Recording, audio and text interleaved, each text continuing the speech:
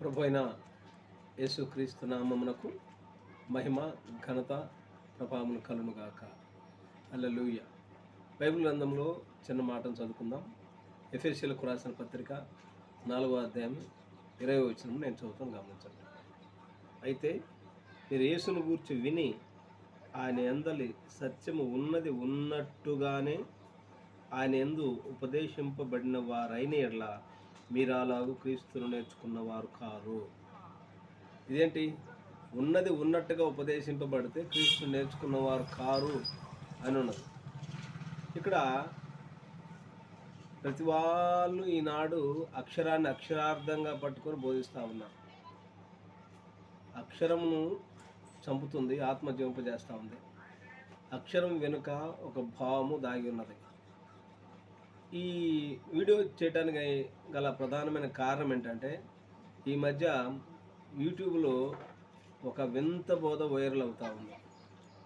అదేంటంటే, యేసుక్రీస్తును తక్కువగా చూడటం, యేసుక్రీస్తు తండ్రితో సమానుడు కాడు అని అనటం, యేసుక్రీస్తు పరలోకంలో పుట్టాడని ఒకడు, పరలోకంలో ఆయన పుట్టలేదని ఒకడు, తండ్రితో సమానుడు కాడు అని ఒకడు, ఆయన ఒక బెగ్గర్ భిక్షమెత్తుకున్నాడు అని మరొకడు, ఇట్లా యేసుక్రీస్తుని గురించి చాలా వ్యంగ్యంగా బోధిస్తూ ఉన్నారు. ఇక బైబిల్లో లేనిపోయిన ఒక సిద్ధాంతాన్ని అది గట్టిగా పట్టుకొని త్రిత్వము అని బాగా రుద్దుతూ ఉన్నారు. ఒక అబద్ధాన్ని 100 సార్లు చెప్తే అది నిజమైతే అనుకుంటారేమో నాకు తెలియదు. బైబిల్లో అసలు త్రిత్వం అనే మాటే లేదు. త్రిత్వం అని కానీ, త్రియేక దేవుడు అని కానీ, పరిశుద్ధ త్రిత్వం అనే పదాలు లేవు. అరే, బైబిల్లో కలపకూడదు, తీసేయకూడదు అనేది వీళ్ళే, కలిపేది వీళ్ళే, తీసేది వీళ్ళే. పిడి సుందర్రావు గారి కుమారుడు ఎడ్వర్డ్ విలియమ్స్ అని ఆయన, ఇంకా పెద్ద పెద్ద సోకాల్డ్ ప్రీచర్స్ అందరూ ఈ త్రిత్వంను పట్టుకున్నారు. ఎడ్వర్డ్ విలియమ్స్ అని ఆయన మంచి సేవకులే, కానీ ఆయనకి ఎందుకో పాపం రోషంతో పండుగొరుక్కుంటూ లేని సిద్ధాంతాన్ని నొక్కి చెప్తా ఉన్నారు. ఒక ప్రక్క ముగ్గురు దేవుళ్ళు ఎవరు లేరు అని అంటూ ఉన్నాడు. ఆయన మరలా ముగ్గురు కలిసి మాట్లాడుకున్నారు అంటున్నారు. తండ్రి అయిన దేవుడు ఉన్నాడు, కుమారుడు అయిన దేవుడు ఉన్నాడు, పరిశుద్ధాత్మ. ఎంతమంది దేవుడు రా మీకు? నాకు అర్థం కావట్లేదు. బైబిల్లో దేవుడు ఒక్కడని రాయబడింది. అయితే అక్షరాన్ని అక్షరార్థంగా పట్టుకొని దాని అర్థం చేసుకోక ప్రజల మైండ్ను గలిబిలు చేయడానికి ముగ్గురు దేవుళ్ళ సిద్ధాంతము తీసుకొచ్చి పెట్టారు, త్రిత్వం అనే సిద్ధాంతం తీసుకొచ్చి పెట్టారు. ఈ త్రిత్వం అనే సిద్ధాంతం ఇప్పటిది కాదు, కొన్ని శతాబ్దాల నాటి నుండి వస్తున్న సిద్ధాంతం ఇది. క్రీస్తు 3వ శతాబ్దం నుండి ప్రయాణం చేసుకుంటూ వస్తున్న సిద్ధాంతం ఇది. ఈ సిద్ధాంతాన్ని పెద్ద రాద్ధాంతా చేస్తూ ఉన్నారు. త్రిత్వాన్ని మొట్టమొదట నేషన్ కౌన్సిల్లో రెంట్కి తెచ్చుకున్నారు వాళ్ళు. ఇది బబులోని సిద్ధాంతం, బబులోనియుల త్రిత్వం ఇది. బబులోనియులకు ఒక సిద్ధాంతం ఉంది. అదేంటంటే సెమీరామిస్ ఉందమ్మా. కూషు నిమ్రోదును కరణని రాయబడి ఉంది బైబిల్లో. చరిత్రని మీరు గమనిస్తే ఈ కూషు నిమ్రోదు మహా అందమైంది కాబట్టి తన తల్లితో విచారం చేశాడు. ఆ తర్వాత వాళ్ళకు తమ్ముద్ అనేవాడు పుట్టాడు. వాళ్ళ దృష్టిలో, బబులోని దృష్టిలో ఏంటంటే కూషు తండ్రి, సెమీరామిస్ ఆత్మ, నిమ్రోదు కుమారుడు. ఇది వాళ్ళు ముగ్గురు నమ్మే సిద్ధాంతం. ఆ సిద్ధాంతాన్ని 3వ శతాబ్దంలో 325వ సంవత్సరంలో కాన్స్టాంటినోపుల్ అనే పట్టణంలో ఒక నేషన్ కౌన్సిల్ సమావేశంలో ఆ సిద్ధాంతాన్ని రెంట్కి తెచ్చుకొని, మేము కూడా బైబిల్లో అక్కడక్కడ తండ్రి, కుమార్, పరిశుద్ధాత్మ అనే పదాలు ఉన్నాయి కదా, మేము కూడా త్రిత్వాన్ని కనుగొన్నాము అని సంకలు ఎగరేసుకొని దీనికి త్రిత్వం అని పేరు పెట్టి చరిత్రలో ఆ త్రిత్వాన్ని మోసుకుంటూ వస్తూ ఉన్నారు. అసలు బైబిల్లో త్రిత్వం అనేది లేదు. ఈ త్రిత్వం అనే పదాన్ని 2వ శతాబ్దంలో టెర్టులియన్ అనే అతను మొట్టమొదటి దీన్ని ప్రవేశపెట్టి ఉన్నారు. ఇంతకాలం నుండి త్రిత్వం బైబిల్లో లేని బోధను ఈ సోకాల్డ్ ప్రీచర్స్ అందరూ, గొప్ప గొప్ప బోధకులు అందరూ త్రిత్వం అని, త్రియేక దేవుడని, ముగ్గురు దేవుళ్ళ సిద్ధాంతం అని బోధించుకుంటూ వస్తాయి. ఎవరు చెప్పారా మీకు అసలు ముగ్గురు దేవుళ్ళని? ఆది కాడ నుంచి ప్రకటన వరకు దేవుడు ఒక్కడని రాయబడింది. పాత నియమంలో ప్రవక్తలు ఎక్కడన్నా త్రిత్వం గురించి బోధించారా? కొత్త నియమంలో అపోస్తులు ఎక్కడన్నా త్రిత్వం గురించి బోధించారా? కానీ తండ్రి, కుమార్, పరిశుద్ధాత్మ పదాలు ఉన్నాయి, వాటి అర్థం వేరు. ఆ పదాలు ఉన్నంత మాత్రాన ముగ్గురు దేవుళ్ళు అవుతారా? ఈ మధ్య యూట్యూబ్లో చేస్తున్నాం. ఇంకొక పనిహిమాల దౌర్భాగ్యుడు అన్నాడు, 7 యెహోవాలు ఉన్నారని అంటున్నాడు ఒకడే 3 యెహోవాలని, ఒకడే 7 యెహోవాలని. ఏదైనా మీకు పిచ్చి పట్టిందా, మెంటలు వచ్చిందా? నాకు అర్థం కావట్లేదు. క్రైస్తవ్యాన్ని కలగలుపు చేస్తూ ఉన్నారు దేవుని పిల్లలు. బైబిల్ సరి అంటే ఇంకెవరికి తెలియదు, మీకే బైబిల్ తెలుసు అన్నట్టుగా ఫీల్ అయ్యి ముగ్గురు దేవుళ్ళ సిద్ధాంతం తీసుకొచ్చి పెట్టారు. ఇది ప్యాగనిజం, ఇది అన్ని సిద్ధాంతం. దేవుడు ఒక్కడని దయ్యాలు కూడా నమ్మి ఉరుగుతున్నదని యాకోబు పత్రికలో రాసి పెట్టారు. ఎన్నోసార్లు దేవుడు ఒక్కడే అని రాయబడింది. ఆ ఒక్కడే దేవుడు నీకు అర్థం కాకపోతే ఎట్లరా? దేవుడు ఆయన సర్వోన్నతుడు, ఆయన సర్వాధికారి, ఆయన గొప్ప దేవుడు. ప్రారంభం నుంచి మీరు గమనిస్తే ఏదన్నా ఒక స్టోరీ మీరు చదవాలంటే ఆ స్టోరీ మధ్య పేజీ నుంచి చదివితే స్టోరీ అర్థం కాదు. ఆ స్టోరీ ప్రారంభ పేజీ నుండి చదవాలి. అలాగే మధ్యలో ఆ ఒక్కొక్క లేఖను ఒక్కొక్క వచనం చూపించి ఆ వచనము చదివించి, ఇక పీడి సుందరరావు గారి బ్యాచ్ అయితే BOU బౌ ఆ బ్యాచ్ అయితే ఒక్క వచనం చదివించి దానికి గంటసేపు వ్యాఖ్యానం. అసలు బైబిల్ ఎవరికి తెలియదురా, నాకు తప్ప అన్నట్టుకుంటున్నారు. మా ఊళ్ళో ఒకడు తాగుబోతున్నాడు. ఆ తాగుబోతాడు తాగి 10 రూపాయలు చిల్లర జోబులు వేసుకొని చేబు ఇట్టడు గలగలనుకుంటూ ఈ చెవురు నుంచి ఆ చెవురు దాకా తిరుగుకుంటూ, ఈ ఊర్లో మునగాడే ఉంటే బయటకు రాడు అంటున్నాడు. ఒక్కడు బయటకు రాడు అంటే వాడికి భయపడి రాలేదనా? తాగుబోతోడులో మనకెందుకులని ఎవరు పట్టించుకోవాలనికి. అలాగే పీడి సుందరరావు గారి శిష్య బృందము, ఆయన కుమారుడు కానీ లేకపోతే ఎడ్వర్డ్ విలియమ్స్ కానీ ఈ త్రిత్వాన్ని బోధించి వీళ్ళందరూ ఛాలెంజ్లు చేసి తొడలు కొట్టి జబ్బలు కలుస్తూ ఉన్నారు. అమ్మాయి మొనగాలు ఎవరుంటే బయటకు రమ్మని అంటే ఎవరు మొనగాలు లేరనా? మీరు తిక్కలోళ్ళు, మీ మెంటలు వచ్చింది, మీ పిచ్చిలు వేసింది, మీ దేవుడు ఎప్పుడు మిమ్మల్ని వదిలిపెట్టినాడని ఎంతోమంది నాకెందుకు పక్కన ఉన్నారు. దేవుడు వదిలిపెట్టిన సేవకులందరూ వచ్చేసి బయటకు వచ్చేసి ముగ్గురు దేవుడి సిద్ధాంతాన్ని రుద్దుతున్నారు. క్రైస్తవులు ముగ్గురు దేవుడు కాదు, దేవుడు ఒక్కడే అని రాయబడింది. దైవత్వం గురించి మీకు అర్థం కావాలంటే అది ప్రత్యక్షత ఉండాలి. అది ట్రైనింగ్లు చేస్తే, థియాలజీ చేస్తే, పెద్ద పెద్ద హీబ్రూ గ్రీకు నేర్చుకుంటూ వచ్చేది కాదు, అది అర్థమయ్యేది కాదు. అది దేవుడు మనసులు తెరవాలి, దేవుడు కళ్ళు తెరవాలి, దేవుడు కృప చూపిస్తేనే దైవత్వం యొక్క ప్రత్యక్షం మీకు అర్థమవుతూ ఉంటుంది. మొదటి తిమోతి పత్రిక 3:16లో స్పష్టంగా పౌలు రాశాడు, and without controversy great is the mystery of godliness, God was manifest in the flesh అంటుంది. దేవుడే శరీరాన్ని ధరించుకొని భూమి మీదకి వచ్చాడు. దేవుడు పాత నిబంధనలో ఎలోహింగా ఉన్నాడు. ఆదికాండం 1:1లో ఎలోహిం అంటే అది నిత్యత్వపు జీవి, ఆయన ఇటర్నల్ బీయింగ్. చాలామంది మేధావులందరూ మాకే బైబిల్ తెలుసు, మాకు ట్రైనింగ్లు థియాలజీ మేము చదివినామని. ఎలోహిం అంటే బహువచనం ఉంది, దానికి బహువచనంలో తండ్రి కుమార్ పరిశుద్ధాత్మ ముగ్గురు కలిసి మాట్లాడుకుంటున్నారు. నీ ముఖం నువ్వు చూసావా ముగ్గురు కలిసి మాట్లాడుకోవటానికి? అసలు ఎలోహింగా ఉన్నప్పుడు ఆయన దేవుడు కాదు. నేర్చుకోండి బైబిల్. దేవుడు అంటే అర్థం ఏంటంటే ఆరాధనకు పాత్రుడు, an objective of worship. Elohim అంటే నిత్యుడు. అప్పుడు పరలోకం లేదు, భూలోకం లేదు, పాతాళలోకం లేదు, ప్రపంచాలు లేవు, మానవుడు లేడు, దేవదూతలు లేరు. ఇవన్నీ ఉనికిలోనికి రాక మునుపు దేవునిగా లేని కాలం అది. అప్పుడు అసలు కాలమే లేదు. ఎలోహిం అంటే ఆయన ఆరాధనకు పాత్రుడు అని ఎవరిని అంటారంటే దేవుడు అనే పదానికి ఆరాధన పాత్రుడు. ఎలోహింగా ఉన్నప్పుడు అసలు దేవునిగా లేడు, ఎందుకంటే అప్పుడు ఆరాధించే పాత్రలు లేవు. నిత్యత్వపు జీవి ఆయన, ఎటర్నల్ బీయింగ్. అసలు ఆయన దేవునిగా లేకపోతే ముగ్గురు దేవుళ్ళు ఉన్నారని ఎట్లా బోధిస్తాను అని శుద్ధ తప్పులు. ఎలోహిం అంటే ముగ్గురు వ్యక్తులని కాదు. ఎలోహిం అంటే యాక్చువల్ ప్లూరల్ వర్డ్, అది బహువచనం. అంటే ముగ్గురు ఉన్నారని కాదా, కానీ ఆయనలో ఎన్నో గుణలక్షణాలు దాగి ఉన్నాయి. బైబిల్ ఒక డైమండ్ని మీరు కోస్తే అన్ని కాంతి పుంజములు విరజిమ్ముతూ ఉంటుందో అలాగనే ఎలోహింలో అన్ని గుణలక్షణాలు ఉన్నాయి. రక్షకుడు, స్వస్థపరచువాడు, విమోచకుడు, ఆశ్చర్యకరుడు, ఆలోచనకర్త, బలవంతుడు దేవుడు, ఆయన పాపం క్షమించేవాడు, గొర్రెపిల్ల, గొర్రెల కాపరి, యాజకుడు, ప్రధాన యాజకుడు, దాసుడు, స్వతంత్రుడు. ఇట్లా బైబిల్లో ఆయనకున్న the centre theme of the Bible is Jesus Christ. ఆయనకున్న విధానాలన్నీ ఆ స్వభావ లక్షణాలు ఎలోహింలో ఉన్నాయి. అయితే ఒక్కొక్కటి ఉనికిలోనికి బయటకు రావడం వచ్చింది. అయితే బైబిల్లో మీరు ప్రధానమైన కేంద్ర బిందువు యేసుక్రీస్తుని దృష్టిలో పెట్టుకోవాలి. ఎందుకంటే బైబిల్లో దేవుడు అన్ని పరిచర్యలు నెరవేర్పు చేశాడు. ఆయన గొర్రెపిల్ల, ఆయన గొర్రెల కాపరి, ఆయనే మధ్యవర్తి, ఆయనే దాసుడు, ఆయనే స్వతంత్రుడు, ఆయన నిత్యుడగు తండ్రి. యెషయా 9:6 రాయబడింది యేసుక్రీస్తుని గురించి నిత్యుడగు తండ్రి అని రాయబడింది. ఒకడంటాడు అది ఆయన పేరు, యెహోవా తండ్రి పేరు పెట్టుకున్నాడు అంటాడు. బుద్ధి లేదరా నీకు? నిత్యుడగు తండ్రి, ఎల్ గిబ్బోర్ అంటే ఆయన నిత్యుడు. యేసుక్రీస్తు నిత్యుడగు తండ్రి అయినప్పుడు ఈ నిత్యుడగు తండ్రికి మరొక తండ్రి ఎవరు? తండ్రి ఒక్కడైన మలాకులు రాయబడలేదా?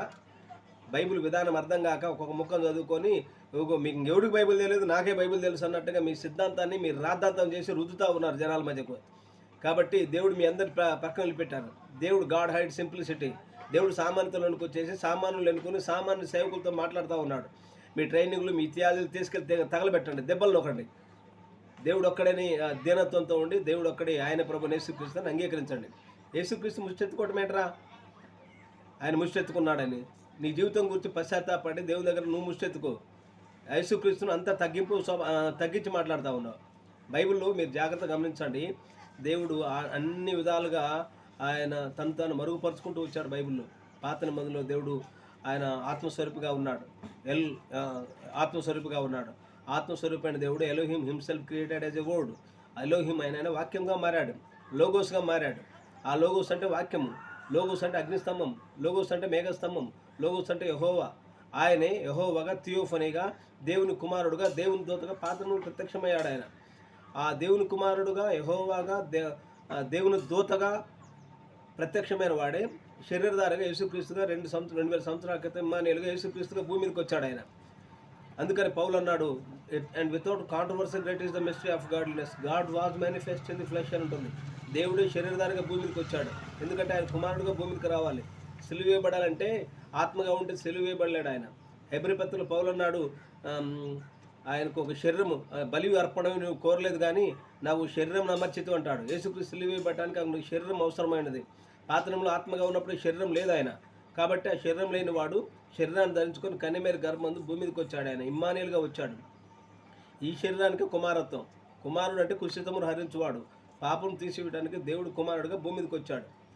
యోహాను సువార్త 1:18 రాయబడింది, ఎవరు ఎప్పుడైనా దేవుడిని చూడలేదు, తండ్రి రొమ్మునున్న అద్వితీయ కుమారుడు ఆయన బయలుపరిచిన రాయబడింది. అద్వితీయ కుమారుడు అనే మాట ఫుట్నోట్లో చదవండి. అద్వితీయ దేవుడే అని ఉంటుంది. యేసుక్రీస్తు అద్వితీయ దేవుడు. యేసుక్రీస్తు అద్వితీయ దేవుడు అనే విధానం మీరు అంగీకరించకుండా ఆయనకి కుమారుడు, ఆయన కొడుకు, నా పిల్లల కోసం వెళ్ళి చనిపో, ఏది పిచ్చి మాటలేని అర్థం లేని మాటలు. అద్వితీయ కుమారుడు యేసుక్రీస్తు దేవుడని 7 సార్లు వ్రాయబడింది. బైబిల్లో 7 సార్లు వ్రాయబడింది. తీర్పు రాసిన పత్రిక 2:13 ఆయన మహాదేవుడు అని వ్రాయబడింది. మొదటి యోహాను పత్రిక 5:20 ఆయన నిజమైన దేవుడు అని వ్రాయబడింది. యెషయా గ్రంథం 9:6 ఆయన నిత్యులకు తండ్రి అని వ్రాయబడింది. బలవంతుడైన దేవుడు అని వ్రాయబడింది. యోహాను సువార్త 1:18 ఆయన అద్వితీయ దేవుడు అని వ్రాయబడింది.